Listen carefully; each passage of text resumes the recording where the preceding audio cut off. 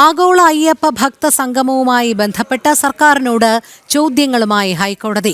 അയ്യപ്പന്റെ പേരിൽ പിരിക്കുന്ന പണം മാസ്റ്റർ പ്ലാൻ നടപ്പാക്കാൻ ഉപയോഗിക്കുമോ എന്ന് കോടതിയുടെ ചോദ്യം. പരിപാടി വേണമെന്ന ആവശ്യം ആരുടേത്?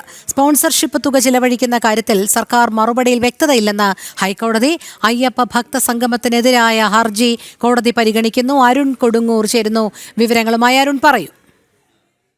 തീർച്ചയായും എന്തായാലും ഏറ്റവും വിവാദമായ അയ്യപ്പ ഭക്ത സംഗമവുമായി ബന്ധപ്പെട്ട ഏറ്റവും നിർണായകമായ ചോദ്യങ്ങളാണ് ഇപ്പോൾ ഹൈക്കോടതിയുടെ ഭാഗത്തു നിന്നും ഉണ്ടായിരിക്കുന്നത്. എന്തായാലും കഴിഞ്ഞ ദിവസങ്ങളിലൊക്കെ തന്നെ ഭക്തർ പ്രകടിപ്പിച്ച ആശങ്ക, അതോടൊപ്പം തന്നെ ഹൈന്ദവ സംഘടനകൾ പ്രകടിപ്പിച്ച ആശങ്ക, അത് തന്നെയാണ് ഹൈക്കോടതിയുടെ ഭാഗത്തു നിന്നും ചോദിച്ചിരിക്കുന്നത്. എന്തായാലും ഏറ്റവും പ്രധാനപ്പെട്ട ചോദ്യം ഈ ആരൊക്കെയാണ് ഈ അയ്യപ്പ ഭക്ത സംഗമത്തിൽ പങ്കെടുക്കുക എന്നുള്ള ഒരു പ്രധാനപ്പെട്ട ചോദ്യമായിരുന്നു ഹൈന്ദവ സംഘടനകൾ മുന്നോട്ട് വെച്ചിരുന്നത്. ഇതിനുള്ള മാനദണ്ഡം എന്നുള്ള കാര്യം പല ആവർത്തി സർക്കാരിനോടും ദേവസ്വം ബോർഡിനോടും ഹൈന്ദവ സംഘടനകൾ ഭക്തജനങ്ങൾ ചോദിച്ചിരുന്നു. പക്ഷെ അതിനൊരു മറുപടി പറയാൻ ഇതുവരെയും തയ്യാറായിരുന്നില്ല. ആ ചോദ്യങ്ങൾ തന്നെ വീണ്ടും ഹൈക്കോടതി മുന്നോട്ട് വെച്ചിരിക്കുന്നു എന്നതാണ് ഏറ്റവും പ്രധാനപ്പെട്ട കാര്യം.